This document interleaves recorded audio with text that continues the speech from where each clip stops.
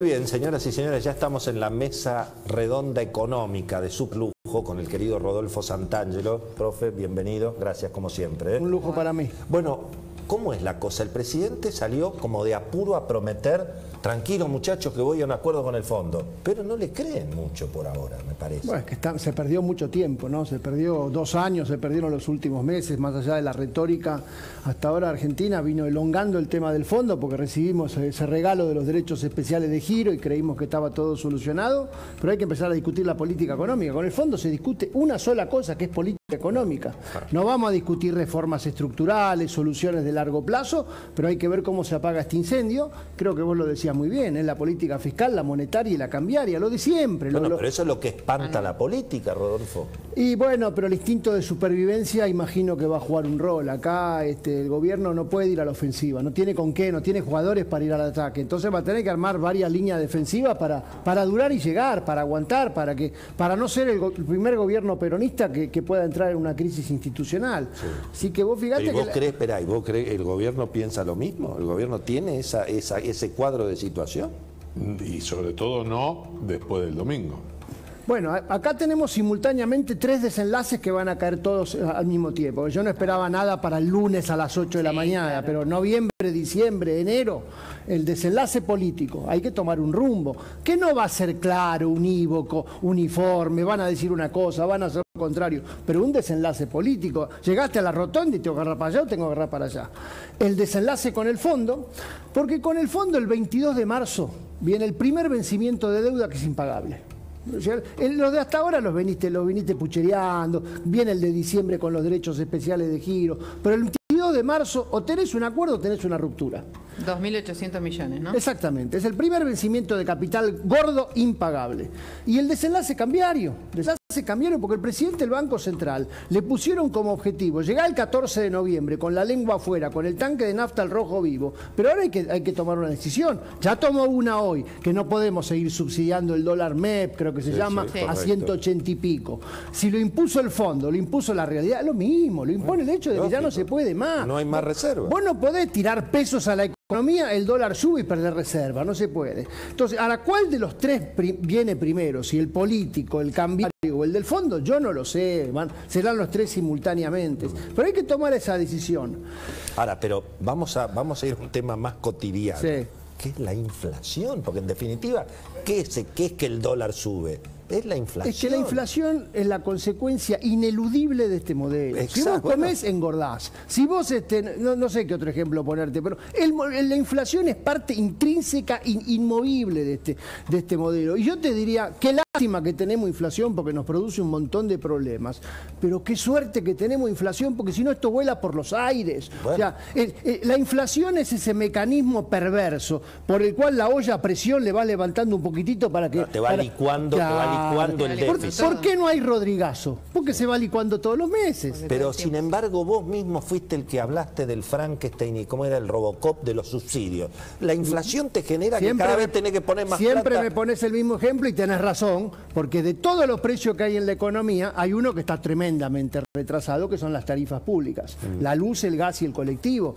Vos sabés que Macri había avanzado en ese sentido, de que lo paguemos los consumidores y lo pague menos el Estado, pero en los últimos 3 años, el último de Macri, los dos de Alberto Fernández, retrocedimos. Hoy el boleto de colectivo vuelve a valer en promedio 13 pesos, entre lo que paga el que paga 21, el que paga el otro, el docente, el no sé cuánto, 13 pesos. Y el gobierno pone 87.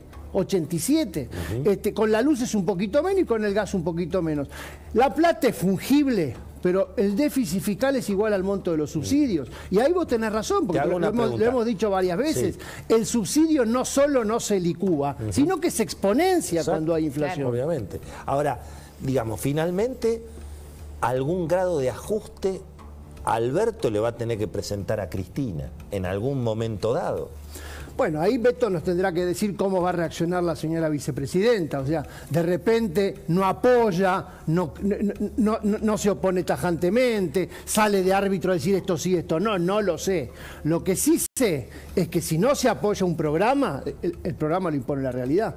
A mí esta semana me decía alguien en Washington, Cristina se va a correr, va a dejar que haya un acuerdo con el fondo, ahora en un año, cuando entre el año electoral, lo va a dinamitar. Cristina sabe que no puede entrar al año electoral cumpliendo un acuerdo con el fondo. Por eso el acuerdo, aunque ocurra, nadie le va a creer, no va a generar expectativas. Entonces es muy difícil recomponer la confianza. Es que no se va a recomponer la confianza. Este no es un programa orientado a recomponer la confianza. Este es un programa. Estás en terapia intensiva y tenés que sobrevivir. Ahora vos me preguntás, ¿podemos estar así 6 trimestres, 18 meses, 540 días? Y no lo sé, es larguísimo. Bueno, ese es el objetivo. Hoy el objetivo es ganar tiempo y seguir barriendo bajo el fondo. Y seguir barriendo. Entonces, entretiene a la política con adelantar las pasos del 23 y garantizar. Igual siempre sabiendo. Y no tomar decisiones. Igual siempre sabiendo. La medicina es amarga. La medicina es amarga. Porque no sé cómo va a ser el relato, pero la luz va a tener que subir. No sé cómo va a ser el relato, pero algún conflicto con el campo cuando le suban las retenciones va a haber. No sé cómo va a ser el relato, pero cuando suba el impuesto... ¿Qué va a hacer el secretario Feletti ahora que sube 3% los alimentos? ¿Va a congelar los precios? ¿O le va a echar la culpa a los monopolios de que suben 3% porque viene el impuesto? Entonces, algún trago amargo va a haber que tomar. Porque es la consecuencia de 2 años, 6 años, 10 años. Vos lo que estás diciendo es, en definitiva, la idea es: hagamos esto para no caernos al precipicio. Pero además le tenés que explicar a la política que con esto no ganás las próximas elecciones. Solamente no te caes al precipicio. Ese es el desafío más jorobado que hay. Cristina te va a decir, ¿qué negocio hago yo? Ese es el desafío más jorobado que hay. Porque yo voy a poner un ejemplo que uso siempre de un viejo amigo mío traumatólogo que me decía, hace mucho cuádriceps, mucho, yo tengo el problema en la rodilla. Sí. Y yo le digo, estoy siempre igual. Y él me decía, ese es el objetivo. Hace mucho esfuerzo para no empeorar. ¿Sabés la disciplina que tenés que tener para hacer eso? Porque te cansás en un momento de decir cuádriceps, cuádriceps, cuádriceps y no mejoro. Entonces, ¿cómo se hace para perseverar en el esfuerzo solo para no empeorar? Yo diría, necesitas un estadista que hoy en la Argentina creo que no está presente. ¿Dijiste recién que pueden subir las retenciones? Sí. No tengo información, pero ¿qué ha pasado en los últimos 20 acuerdos? Entonces viene un acuerdo político para subir los impuestos. Seguro, seguro. Acá va a haber 2 cosas. Van a subir los impuestos y la inflación va a licuar el gasto público. Son los 2 candidatos más obvios. Te recuerdo que... viene la triple Nelson. Viene el fogonazo inflacionario, la devaluación controlada, vamos a esperar que sea así. No sé si la palabra es fogonazo. Y el tarifazo. No sé si la palabra es fogonazo, pero viene un programa no para bajar la inflación, para evitar que suba. Claro, para que queden 50. Para que queden 50, que después no sé si es 60. ¿Pero qué ancla se usa en este esquema en el que está todo roto? Bueno, desde lo político va a tener que haber un mínimo de apoyo. Desde lo económico, el ancla, que le queda grande la palabra ancla, es bajar un poquitito el agujero fiscal, emitir un poquitito menos. El acuerdo que te garantiza que no se te vacía el Banco Central. Claro, y la parte cambiar. Eso siempre los 3 condimentos, el fisco, la moneda y el cambio. Recordá el plan Picapiedra de Macri. Fue un extremo. Déficit 0, emisión 0, intervención 0. De repente no es 0, 0, no es triple 0, claro, pero es triple 0, pero no puede ser triple 100. Exactamente. Profe, espectacular como siempre. A ustedes, muchas gracias. Vamos a escuchar a otro halcón, Hernán Lombardi. ¿Ese es halcón o paloma? Bien. Tremendo halcón. Está en la lista de los halcones. Bueno, hablamos con Hernán Lombardi sobre el espectáculo que vimos hoy allí en Plaza de Mayo. A ver qué decía. La pregunta correcta a hacerse es si con los tremendos problemas que tenemos los argentinos, esta movilización ayuda o no a solucionarlos. ¿Se hace para solucionar un problema de los argentinos o se hace para tratar de solucionar un problema de la unidad del gobierno? La respuesta es obvia. Esto no ayuda a solucionar los problemas de los argentinos, con los cuales seguimos conviviendo. Por lo tanto, es algo partidario. El presidente de la Nación le habla a su partido y no al conjunto, olvidando de sus responsabilidades como presidente de todos los argentinos, y sencillamente obstaculiza la posibilidad que él mismo debería tener de comprender el mensaje de las urnas, porque habla como si fuera un ganador, cuando en realidad el gobierno claramente perdió las elecciones. Si no hay una buena comprensión del mensaje de las urnas, no va a haber soluciones para el conjunto. Bueno, muy bien, señoras y señores, vamos ahora con una mesa redonda política y está con nosotros Ignacio Torres, que es, bueno, uno de los protagonistas de, en definitiva, el gran triunfo que tuvo la oposición en el Senado. Ahí, me parece que ahí no hay ninguna duda, No. ahí perdió Cristina, No, digamos. y aparte ha sido el gran protagonista porque es el que más senadores logró. Claro, ajá, claro. Digo, y el que más le sacó a Cristina Fernández de Kirchner porque renovaba 3 en Chubut. ¿Cómo, bienvenido Ignacio? No, por hay favor, como gracias, dos, Emiliano. viste, ahí dicen que hay dos países. En todo el país el gobierno recibió una paliza tremenda. Como en el conurbano salvó la ropa el oficialismo, bueno, parecería que la mayoría de los votos hoy del gobierno están en el área del conurbano, ¿no? Y en el resto del país fue muy impresionante. Sí, de hecho perdieron un bastión histórico kirchnerista como es la Patagonia, sobre todo la Patagonia Sur, Chubut, Santa Cruz, Tierra del Fuego lo dieron vuelta, pero la verdad que el resultado de Chubut es histórico. Hace 20 años que no se daba una elección de este tipo, donde, como bien decía Beto, por una picardía electoral, con una falsa colectora kirchnerista, ellos tenían las tres bancas Claro. en el Senado, y ellos haber perdido 2 fue un golpe muy duro para el oficialismo. ¿Y qué te parece, digamos, esta respuesta de un gobierno que al no reconocer la derrota, finalmente, digamos, desprecia al 65% de la población que votó como votó, digamos? Sí, yo creo que el presidente perdió una oportunidad de mostrar, o no digo de refundar el gobierno, pero sí mostrar una posición más dialoguista, Sí. que sea vinculante la agenda de la oposición. Tenía dos opciones: o redoblar la apuesta con una posición combativa, revanchista, negacionista, o apelar al diálogo, y lamentablemente eligió la opción de hablarle más a la política en vez de escuchar a la gente. Yo escucho al presidente y parece que está dando mensajes todo el tiempo al fuego amigo del gobierno, en vez de escuchar un mensaje que fue contundente. Y lo más importante es que no es un mensaje de un estrato socioeconómico, sino que es un mensaje que le dio desde el tipo más poderoso de la Argentina hasta el más humilde, a lo largo y ancho de toda la Argentina. Nacho, parecería que vos actualmente sos diputado nacional, el 10 de diciembre pasás al Senado, vas de un lugar donde hay halcones y palomas, y parecería que en el Senado, no sé si es por la presencia de Cristina, son más halcones que palomas. Sí, nosotros en el interior no nos podemos dar el lujo de dividir. No somos ni halcones ni palomas. De hecho, recibimos a los halcones, las palomas, los canarios.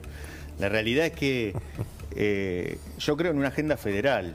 Y guarda, porque se viene también un empoderamiento de los dirigentes de Juntos por el Cambio del interior. Y sobre todo del PRO, ¿no?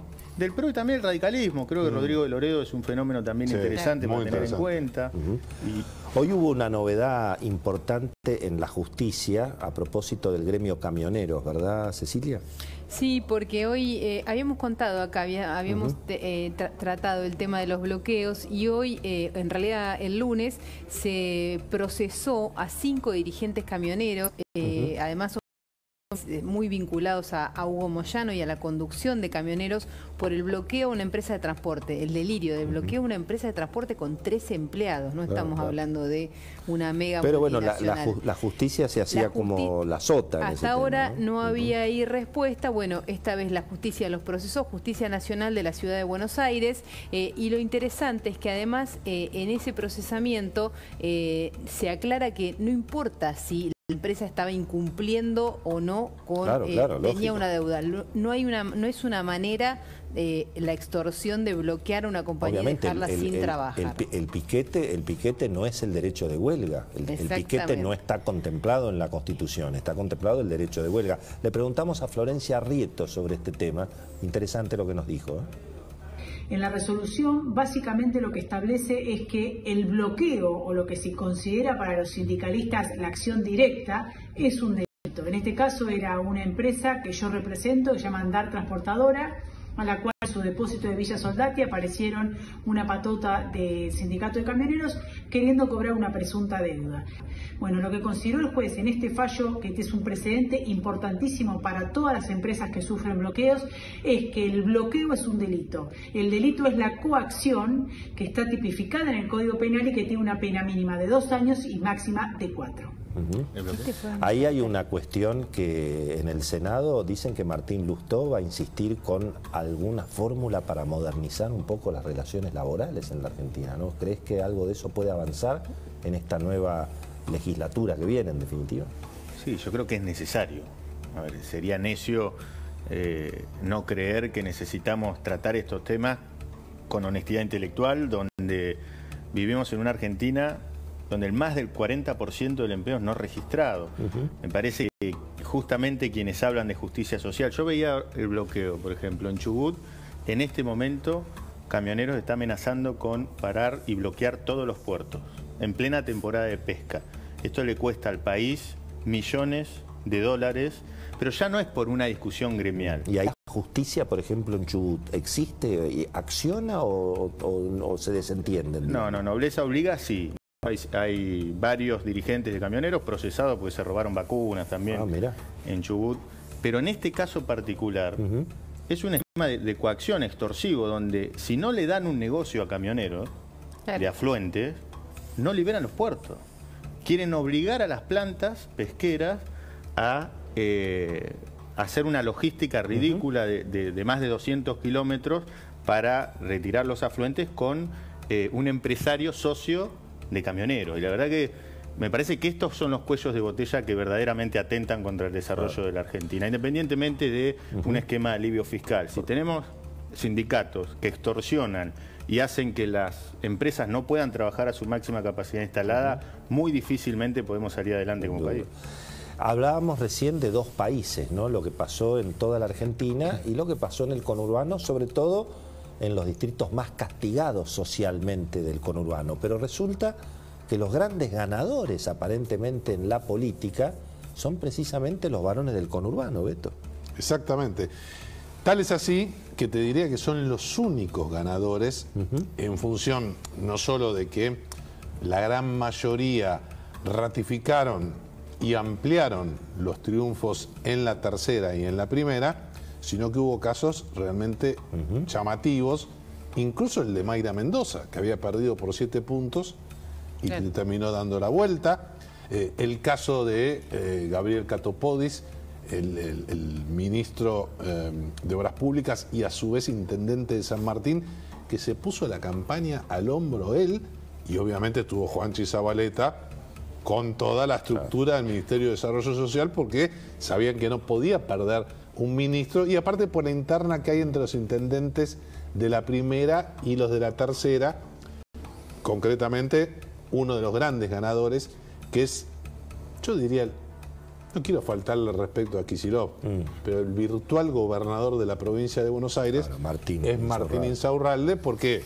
Porque es el gran ganador, es el que diseñó, que armó un Excel con todo lo que había que mover en materia de aparato, de recursos, lo que le bajaba a Mansur a nivel de nación, y le van a sacar el jugo a esto.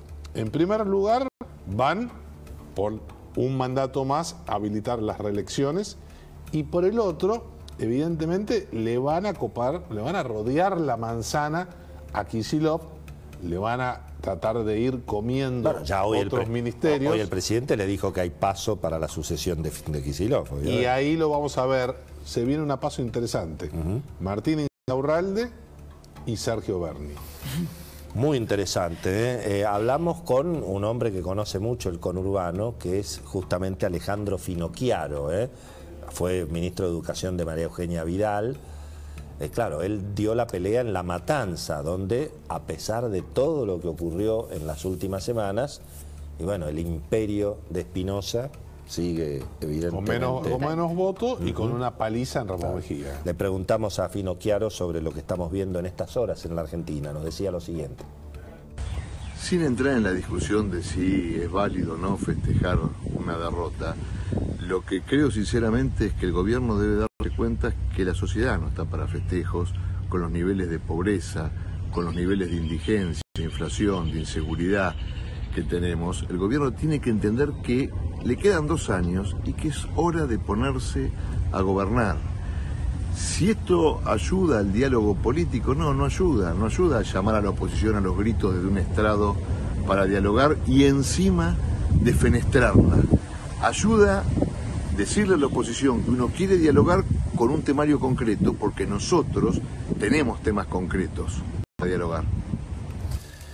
Bueno, ahora, uno de los temas concretos es la cuestión de la inflación, ¿no? Es decir, porque está bien, obviamente, todo el mundo sabe que la inseguridad es una de las agendas, la educación. Ahora, la inflación es resolver el problema del déficit fiscal, ¿no? Y ahí el gobierno, y bueno, ahí no toda la oposición tiene la misma mirada.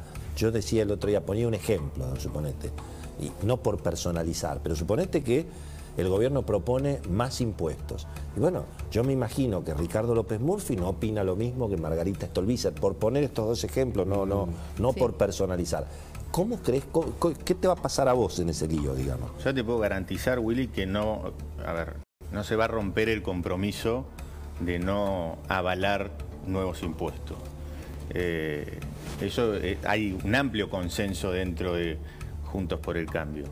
Y después creo que un gobierno que habla de justicia social y levanta la bandera de la defensa de los trabajadores y los sectores más vulnerables, es un gobierno, este gobierno, que necesita inflación para sostenerse. De hecho, el mayor ajuste es por ahí y golpea directamente a los sectores más vulnerables. Entonces yo creo que de alguna manera ese discurso épico se le va terminando. O sea, el relato y la mentira ya no tiene mucho futuro, pero sí me parece que tiene que haber una agenda, un esquema de alivio fiscal que sobrevuele esa grieta inconducente. Y no se trata de descubrir la pólvora, mirar países de la región, mirar Paraguay, por ejemplo. Creo que si verdaderamente hay vocación de trazar una agenda de políticas públicas a mediano y largo plazo, independientemente de quien esté sentado en el sillón de Rivadavia, la oposición, Juntos por el Cambio, va a estar sentado en esa mesa. Pero ratificás que, como decía Bush, padre, ¿no? Lean mis labios, no más impuestos. Después sacudió con impuestos, no más impuestos, ¿no? No más impuestos porque...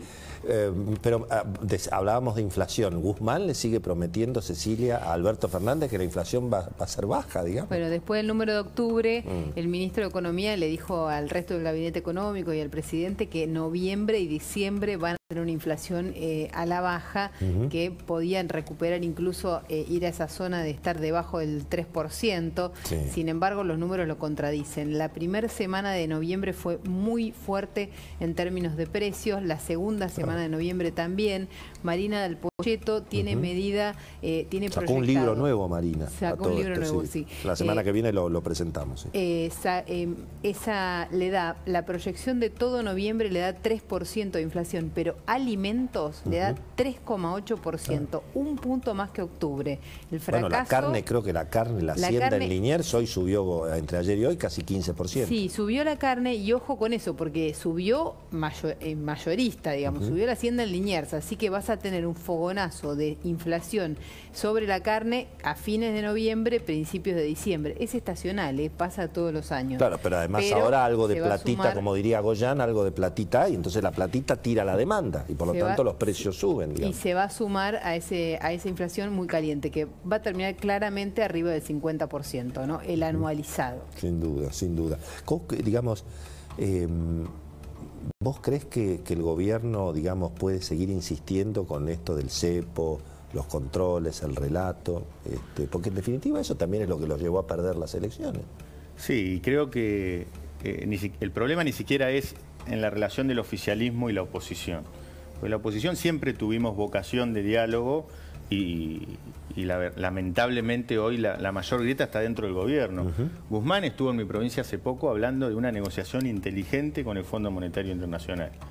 Y a los pocos días el jefe de la bancada oficialista dice que no hay que pagarle al Fondo Monetario Internacional. Entonces hay un grado de incertidumbre de cuál es verdaderamente ese modelo económico que plantea el gobierno, que para mí, cuando uno habla con palabras muy sofisticadas y difíciles, no dice nada. Y la verdad que ni el presidente ni Guzmán dicen absolutamente nada. ¿Cómo puede jugar, digamos, el fenómeno Milei-Espert dentro del Congreso en este debate, Beto? En primer lugar, tenemos que ver si se reconcilian. ¿Ya se pelearon? No, venían.